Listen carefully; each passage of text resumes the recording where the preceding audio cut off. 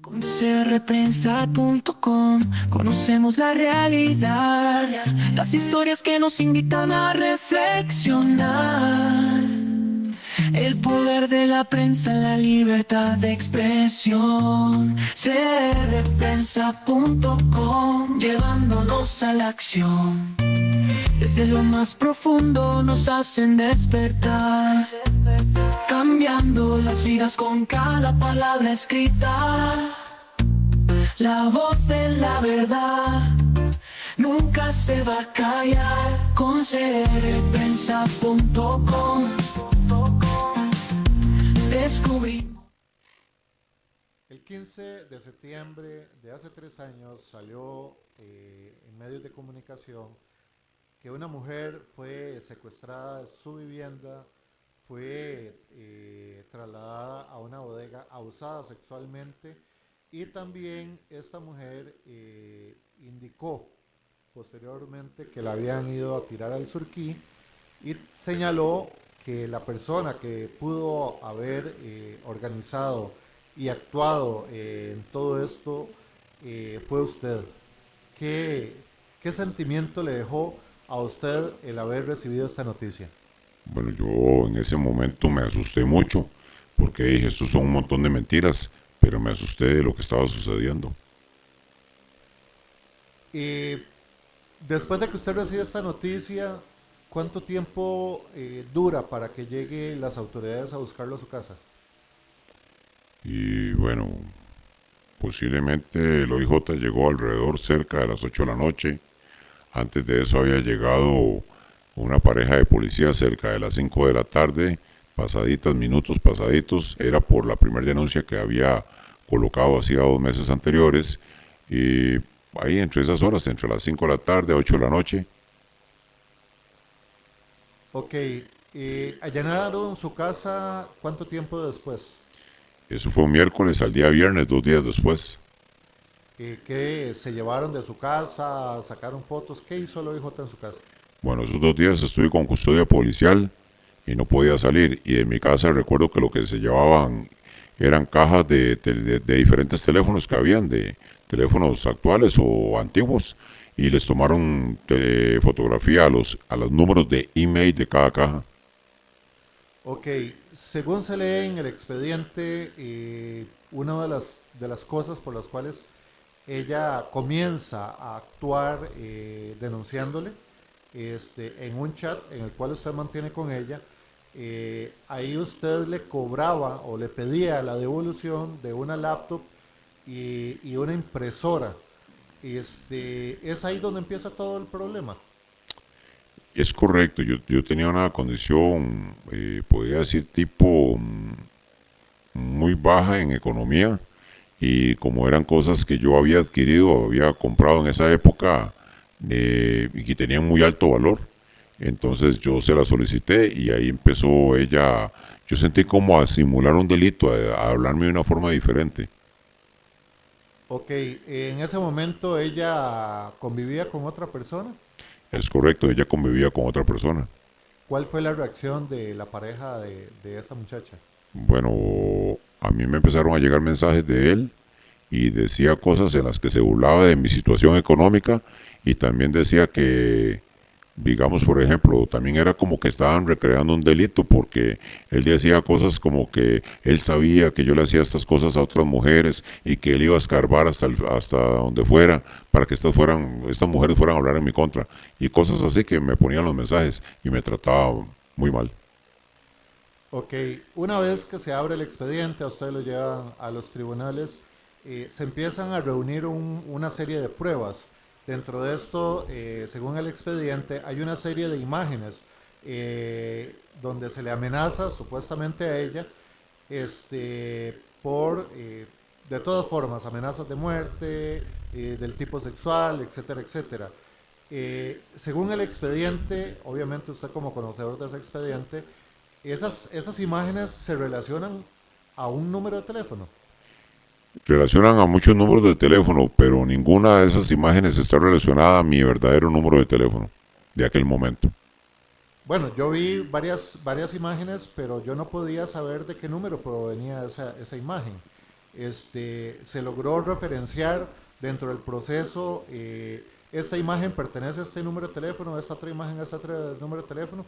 En otras palabras, a ella en algún momento las autoridades judiciales utilizaron su teléfono, lo llevaron al OIJ para poder referenciar y confirmar que esas imágenes realmente provenieran de ese dispositivo. Eso es algo muy grave que yo siempre he visto durante toda la investigación. Nunca se le observó el teléfono de ella y el de la pareja de ella. Y la otra es que había dentro del expediente como más de 200 páginas de imágenes, donde yo sabía que ninguna de esas estaba relacionada a mi teléfono. Pero el Tribunal de Apelación hizo una observación al Ministerio Público o a la Fiscalía de que se había hecho una mala investigación en referir cuál imagen pertenecía a cuál número de teléfono. Dentro de la investigación es normal que se vayan a pedir las cámaras de los lugares por donde se supone que sucedieron los hechos. ¿Cuántos videos de estos lugares existen en el expediente? Bueno, que yo recuerde, habían del Hospital Calderón Guardia, que yo trabajo, cámaras de la Municipalidad de Heredia cerca de mi casa, y hasta el momento son las únicas que habían. Ok, cerca de la casa de ella no había cámaras, cerca de los lugares donde se supone que ella estuvo no había cámaras, porque ella incluso indicó que habían ido a dejarla a un restaurante en la ruta 32. Supongo que tampoco secuestraron los videos de los comercios vecinos. Sí, sí habían cámaras en todos los recorridos, podían ver hasta en el peaje del Surquí. Tengo entendido que sí hay, porque eso me lo dijeron mis abogados en aquel momento. Tuve 3 abogados, pero siempre llegaron muchos meses después, estando yo en privación de libertad, diciendo esos videos ya no se encuentran porque ya fueron borrados hace mucho, mucho tiempo atrás. Y eso fueron lo único que decía. Y también recuerdo que de los abogados me explicaron que sí habían cámaras por donde ella vivía, sí habían cámaras en el recorrido, pero nunca se secuestraron esos videos por parte del OIJ. Ok, dentro de esta denuncia que ella pone, usted justificó, según el expediente, eh, ¿dónde se encontraba usted en ese momento? ¿Podría usted explicar un poquito cómo usted justifica de que usted no pudo participar en eso? Es correcto, es correcto.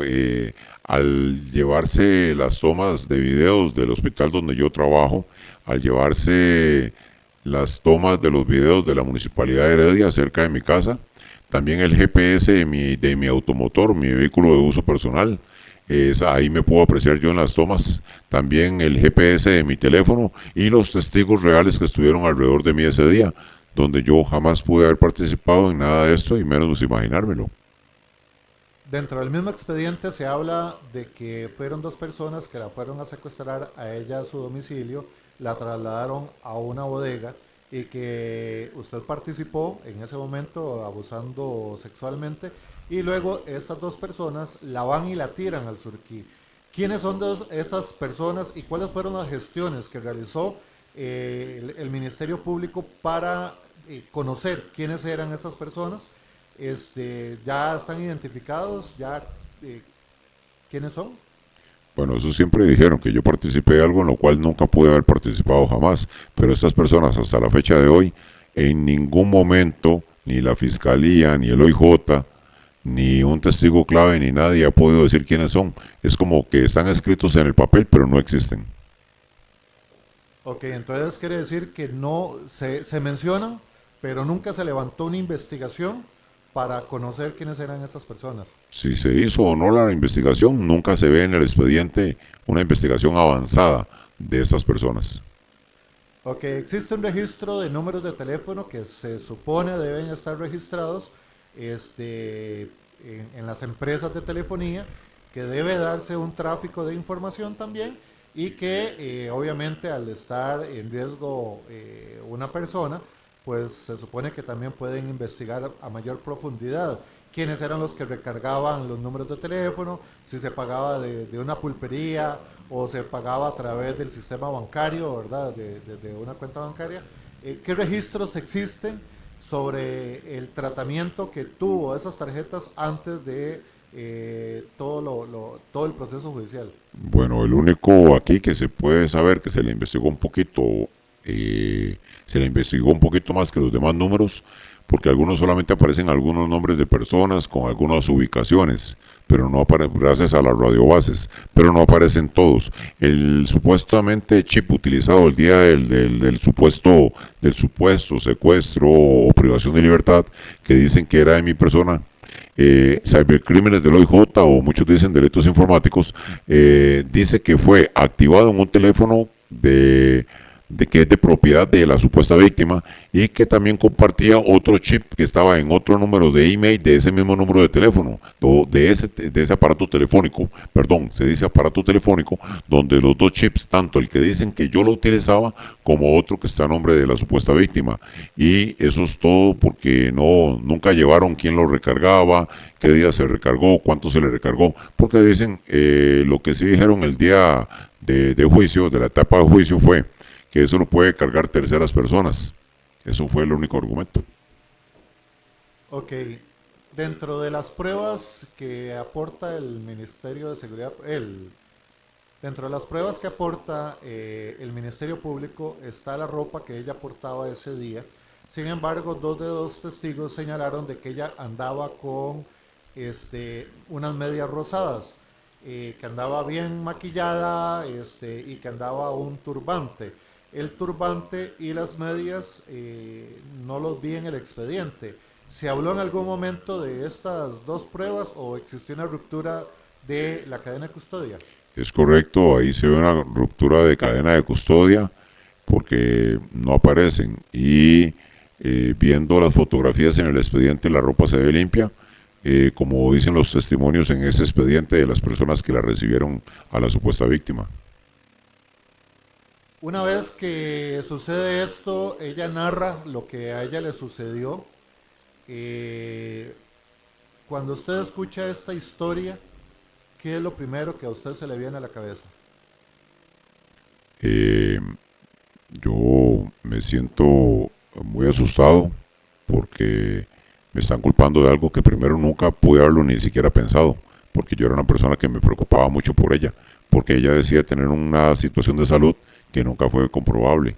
Y la otra, de ahí, hoy en día fue algo muy mal, porque todavía a veces sigo escuchando comentarios a nivel laboral, vecinos, amistades que uno, o personas que uno a veces ni conoce, porque escucharon un chisme, pero nunca relacionado a los hechos o a lo que está en el expediente.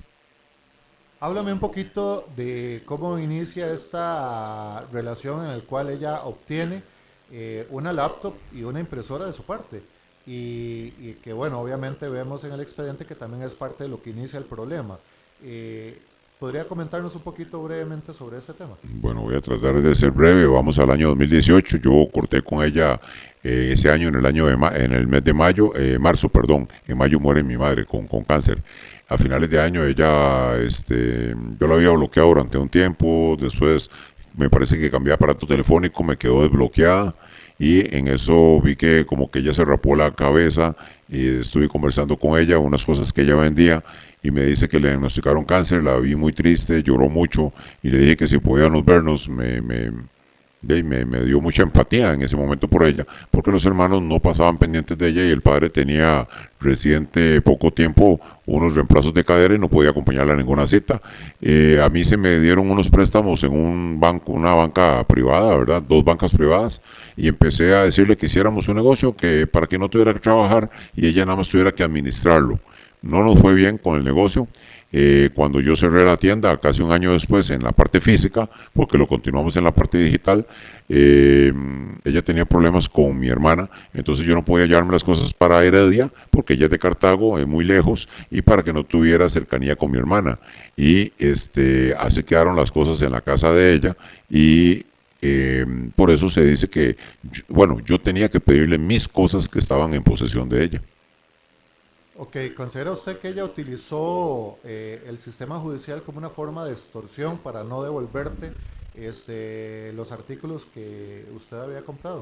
Es correcto, vea. Además de que habían artículos de la tienda que tenían bastante valor, estamos hablando en millones de colones, ¿verdad? Por los artículos que ella poseía o ella se los dio a terceros, pero la situación le estaba pidiendo una impresora que tenía un valor aproximado rondando los 500,000 colones cuando se compró nueva y una laptop de última generación que en aquel momento se le compró por un valor de unos 800,000 colones. También de que ella a mí me dice que nos dijo a la familia que tenía cáncer y cuando el OIJ secuestró los expedientes en el Max Peralta, en el Calderón Guardia, en el Hospital México, nos dimos cuenta que ella nunca tuvo cáncer. A mayo del año 2022 no tenía cáncer. Bueno, entonces bueno, hoy en día nos sentimos engañados todos los que creíamos que tenía cáncer y nunca lo tuvo. Pero sí tenía fibrosis quística pulmonar y tengo entendido que por ahí posiblemente fue lo que la llevó a la pérdida de la vida. Siento que sí sí lo utilizó el sistema, porque sin ninguna prueba yo fui privado de libertad. Ok, vamos un poquito al tema del expediente. ¿Usted fue privado de libertad durante qué tiempo? ¿Y cuáles fueron las razones técnico-científicas por la cual usted fue privado de libertad? Ok, fue 1 año y 3 meses aproximadamente. Estamos hablando 2 días en mi casa, 18 días en celdas judiciales y 420 días en un centro penal, para un total de 449 días. Y pruebas técnicas, científicas no existieron. Las que se aportaron estuvieron a mi favor, o sea, me desvinculan a mí. Nunca hubo una prueba contundente. Ok, ¿existió algún argumento ideológico que a usted le dijeran jueces de la República del por qué usted tenía que seguir encerrado ya que no había prueba técnico-científica? Bueno, yo recuerdo cuando antes de cumplir los 6 meses de privación de libertad, se llevaron las pruebas de que yo era negativo en la prueba de ADN, la prueba de sangre, donde son 3 tipos de prueba para el líquido encontrado y yo salgo negativo y no soy portador en las 3 pruebas. Y la jueza de garantías de ese primer año me dice que yo no puedo salir porque son muchas las acusaciones y que ella defiende la ley de la no violencia de la mujer y como por ser defensora de la misma no me puede dar libertad, pero eso fue lo único que escuché, porque prueba contundente nunca existió, lo repito las veces que sea necesario. ¿Estado social de derecho o estado social de opinión? ¿Considera usted de que la administración de justicia se aplicó correctamente con usted o usted más bien se convirtió en víctima de un estado social de opinión? Bueno, poniendo la balanza en esas dos, yo siento que fui en un estado de opinión, porque nunca fue como, bueno, tenemos esta prueba, por ejemplo, si hubiese salido positivo en la prueba de sangre, yo entiendo que ellos al encontrar que la prueba de sangre es positiva, es contundente para tenerme ahí. O que hubiesen encontrado, por ejemplo, que mi teléfono salía vinculado y yo entregué voluntariamente el teléfono que está en custodia y en ese teléfono tampoco había ninguna prueba contundente. O sea, siento que fue más por opinión personal que por una ley que dijera tenemos esta prueba en su contra.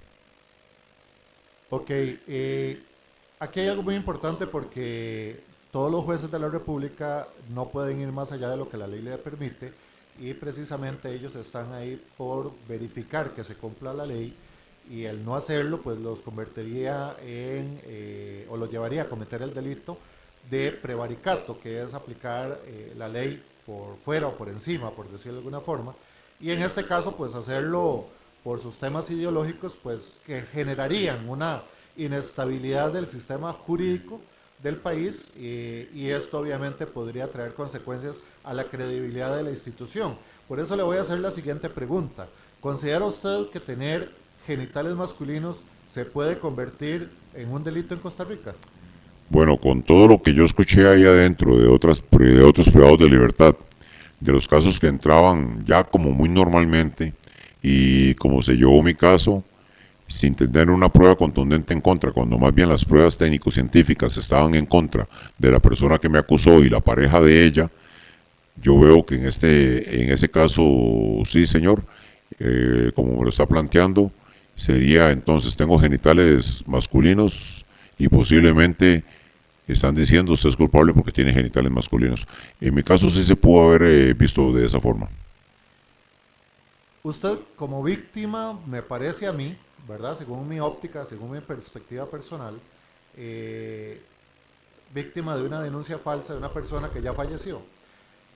¿Considera usted que este tipo de acciones que cometió esta persona podría ser utilizado, por ejemplo, contra un fiscal general de la República, contra un presidente de la República, contra un magistrado, contra un oficial del Poder Judicial, incluso por mismas mujeres que pertenezcan a estructuras del narcotráfico, ¿verdad? Que quieran, por ejemplo, afectar el resultado de un juicio contra una persona que está vinculada contra el narcotráfico.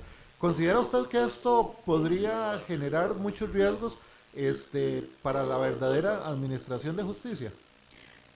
Es correcto, si son personas que están bien asesoradas y lo hacen con mujeres y no tienen necesariamente que ser menores de edad, no tienen necesariamente, ya me di cuenta. En mi caso no era una menor de edad, era una persona mayor de 30 años de edad. Estoy viendo que sí, podría ser aplicado contra cualquier persona que tenga cualquier cargo en empresa privada o en el estado de gobierno, ya sea poder ejecutivo, legislativo o el poder judicial. ¿Podría usarse esto como una forma de extorsión? Por ejemplo, si una joven le dice a un hombre, o me da 2 millones o digo que usted abusó sexualmente. Me parece que esto podría incluso legalizar la extorsión por parte de mujeres o personas con vagina, por decirlo así, contra otras personas con pene. Esto me parece que podría ser el resultado al cual las leyes que se han venido aprobando podrían inducir al país. Eso se conoce como una inestabilidad jurídica. ¿Considera usted, dentro de lo que usted vio ahí, que esto podría suceder? Es correcto, porque yo vi que desde quitar propiedades hasta personas que me dijeron que me estaban pidiendo 4 millones de colones, me estaban pidiendo así cantidades de dinero, o porque ya no quise seguir con ella, porque regresé con mi ex, etcétera, etcétera, y habían ya sea menores o no menores, y iban y ponían una denuncia solamente de boca sin pruebas. Es correcto. Ok, quiere decir que esto también sirve, según lo que acabas de comentar, porque una mujer ya no quiere continuar con su actual pareja y quiere quitárselo de encima, simplemente va, le pone una denuncia para poder estar con otra persona. O por ejemplo en el caso de esta expareja que en algún momento me dijo, si usted no regresa conmigo, usted nunca va a estar con nadie, y yo me puedo asegurar de eso para que usted nunca esté con nadie. Esto que estamos viendo en nuestro sistema judicial es bastante peligroso, incluso porque puede llevar a funcionarios públicos y donde la ciencia y la técnica, por lo que vimos en el caso tuyo, no fue utilizado. ¿Considera usted que se hizo justicia en este proceso? No, no se hizo justicia, y te voy a decir por qué, porque las pruebas técnico-científicas sí existen y no me señalaban a mí, señalaban a la supuesta víctima porque señalaba un teléfono que estaba en nombre de propiedad de ella, y por el tipo de conversaciones y por un mensaje de texto que fue encontrado en el teléfono de la pareja de ella por policía judicial, lo señalaban a ellos, y sin embargo la investigación siempre fue en mi contra, y al final aplicaron, como usted me dijo hace unos minutos anteriormente, y lo creo así, la opinión, y no basado en una ley, no basado en entonces no hubo una justicia, no hubo justicia para declararme. Me declararon absolutoria total, pero en indubio por reo, que eso en nuestro lenguaje de calle significa usted queda libre de todo por dudas. ¿Sabe usted cuánto fue el costo económico de todo este proceso, más tenerlo privado de libertad? No tengo la noción de idea total, pero debe ser mucho, porque traslados en carros del OIJ, traslados en la comida diaria, toda la operación es grande, más pago de jueces, fiscales, custodios, etcétera. Eso debe ser muchos millones que mueve. ¿Cree usted que, digamos, si alguien hubiese revisado bien el expediente y tal como lo dice el expediente, que básicamente ella te pone las denuncias porque no quiere devolverte la impresora, no quiere devolverte la laptop, ¿considera usted que si alguien hubiese leído ese expediente como tiene que ser, podría haberle ahorrado al Estado millones de colones? Le hubiese ahorrado millonadas en grande, y hubieran dado con los verdaderos que cometían un delito, y en este caso fingieron un delito. Y te digo así, hace 2 años, en La Libertad, en el año 2022, en diciembre, el Tribunal de Apelación observó que las pruebas técnico-científicas me liberaban de toda culpabilidad por eso salí en libertad. Ok, todo esto es importantísimo. En este video también vamos a mostrar las pruebas. La gente va a ver la ropa, lo que ella narra. Pero a mí me gustaría principalmente apelar a tu opinión personal en un mensaje a aquellos jueces que actúan fuera de la ley por temas ideológicos. No son personas que pueden alegar que desconocen la ley porque la ley es muy clara, recordando que no todo lo legal es ético, y el hecho de que una persona tenga el poder de mandar a alguien a la cárcel en contra de la ética y la moral, eso es una decisión que puede tomar un funcionario público. Hacer las cosas fuera de la ley genera víctimas, produce víctimas. La primera pregunta es, ¿usted considera que ha sido víctima del sistema? Y lo segundo es, ¿qué le diría usted a esos jueces que actúan en contra de la ética y de la ley? Bueno, sí tengo las dos respuestas, pero también tengo, digamos, varios casos de que yo vi ahí adentro, y tengo uno muy en especial de cómo se burlan de la ley en este caso, disculpen damas, pero las damas que han ido a poner denuncias. En el momento que usted me diga, le puedo contar esa historia, por lo menos una, de un caso que yo vi muy impactante. Bueno, sí fui una víctima más del sistema, en el caso de que fui a privación de libertad bajo una investigación donde no habían pruebas en mi contra, donde solamente habían denuncias y denuncias, y una vez estando en privación de libertad, siguieron las denuncias de casos que nunca existieron de años anteriores. Entonces sí fui una víctima. Y respecto a la segunda, hacia los jueces o los que tienen la ley en su mano, por favor, primero apeguémonos a las enseñanzas y a los valores que nos dejó nuestro Salvador y Señor Jesucristo. Es lo único que podría salvar este mundo que ya va muy mal.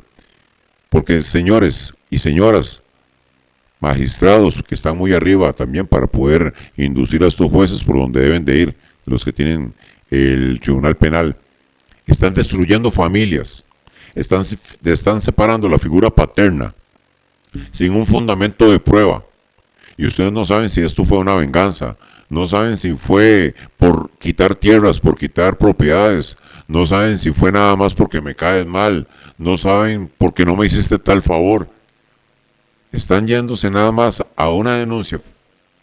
Por favor, señoras, entiendan, mujeres de este país, que no es nada en contra de ustedes, porque muchas son agredidas y deben de ser acompañadas, pero no con denuncias falsas. Por favor, no usen la denuncia falsa, no usen el sistema, todo sale a la luz. Por favor, no lo usen. Y a estos jueces apéguense más a los valores de nuestro Señor Jesucristo y no destruyan más familias, porque cuántas familias destruidas por esa imagen de hombre, esa imagen paterna que ustedes han separado de los hogares. Por favor, ya no destruyan más hogares y sean más enfáticos y sean más observantes de la ley, más administradores de la ley con la prueba y con los testimonios reales. Porque muchas personas llegan a mentir también, como fue en mi caso, los testigos que tuve en contra dijeron cosas que no estaban en el expediente. Por favor, apeguémonos a nuestros valores, aunque no sean creyentes, pero al valor del amor que nos enseñó nuestro Señor Jesucristo. Tal vez si nos comenta un poquito sobre esta historia que tienes, te pido por favor nada más que no menciones nombres, ¿verdad?, de las personas para no tener que censurar ni bloquear. Es correcto, estamos bien entendidos con eso. Es un señor que ocupaba un alto cargo en un estado, en un banco estatal, en un banco de los 3 que tiene el estado. Él tenía un alto puesto gerencial en una zona costera. Y él llegó a tener relaciones una vez separado, eso es lo que él me contó, que una vez separado de la ex esposa, llegó a tener relaciones con la hijastra, con la hija de esta señora, una hija ya grande. Es lo que él me dice. Posiblemente sí, unos 17 años parece que empezó esta situación.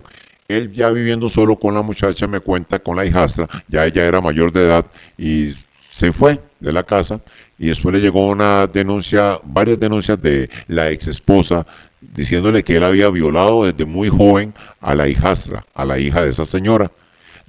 Dice que en el juicio no apareció esta joven, esta que ya es mayor de edad, no apareció. A él lo sentenciaron, dice que es un tribunal de juicio encabezado por una señora que le sentenciaron 65 años, porque dice que múltiples veces él se abusó y además por otras cosas que añadieron, que eso está en el expediente. Aquí lo importante es que ya él estando sentenciado, le llega otra pelea por parte de la ex esposa diciendo que le está peleando unas tierras y unas propiedades, porque recordemos que yo les dije que él tiene una alta gerencia en un banco estatal. Posiblemente sí, él tenga varias propiedades y la señora junto con la hija aparecen en esas denuncias donde están peleando su parte. Aquí me huele a que montaron un delito y lo que querían era dejar a este señor sin nada. ¿Y cómo lo lograron? Encerrándolo. Entonces, vuelvo a lo mismo, ¿verdad, señores jueces? ¿Qué es lo que ustedes ven cuando llevan a una persona a privación de libertad bajo estas condiciones y por qué? Ok, eso es algo importantísimo de que las denuncias se pueden estar prestando para extorsiones legalizadas y que básicamente jueces de la República pues están dejando de lado la ciencia y la técnica y principalmente que se apega mucho a lo que se viene denunciando sobre ideologías prepago en todo el continente y en otros continentes también, donde incluso Argentina ya está desarrollando ley en contra de las denuncias falsas. Y muy importante, este señor dice que él demostró con mensajería de texto que él lo que tenía era una relación impropia con esta hijastra, pero que aún así le dieron esa sentencia por múltiples violaciones. ¿Qué dijo la fiscal el día de la lectura de su sentencia? Este, ¿Cuál fue el argumento? ¿Qué fue lo que ella solicitó ya en el cierre de su juicio?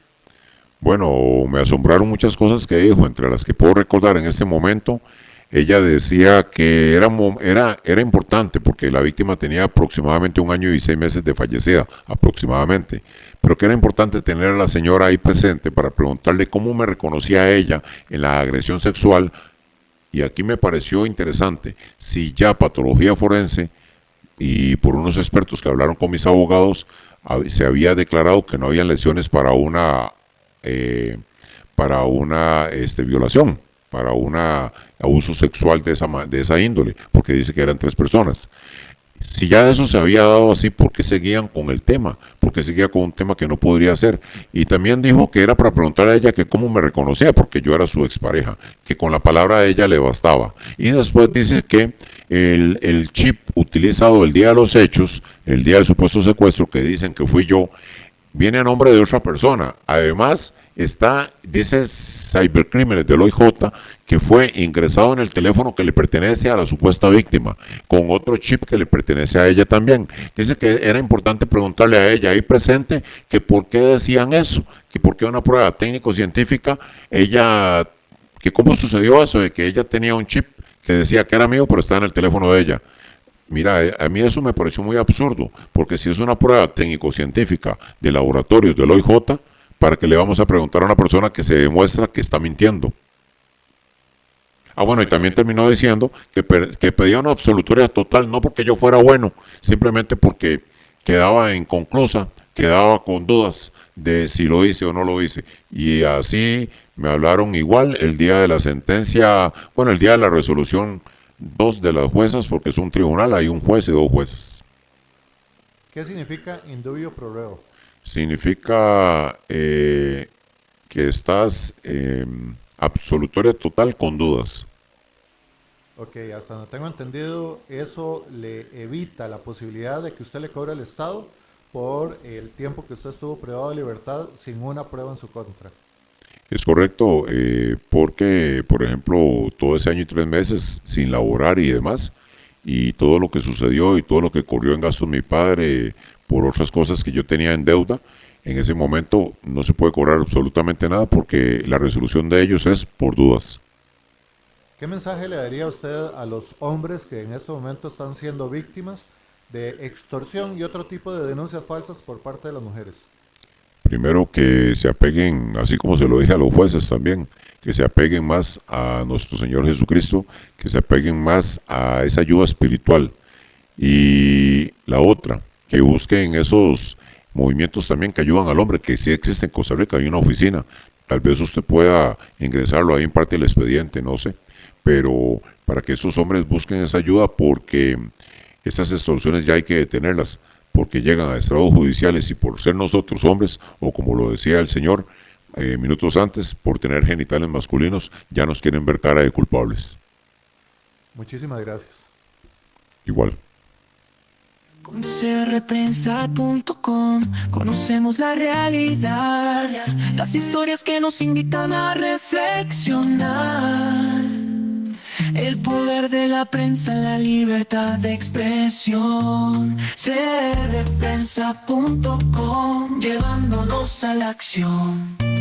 Desde lo más profundo nos hacen despertar, cambiando las vidas con cada palabra escrita. La voz de la verdad nunca se va a callar. Con crprensa.com descubrimos la verdad sin temor. Con cada artículo y con cada reportaje, la verdad nos guía, nos da el valor.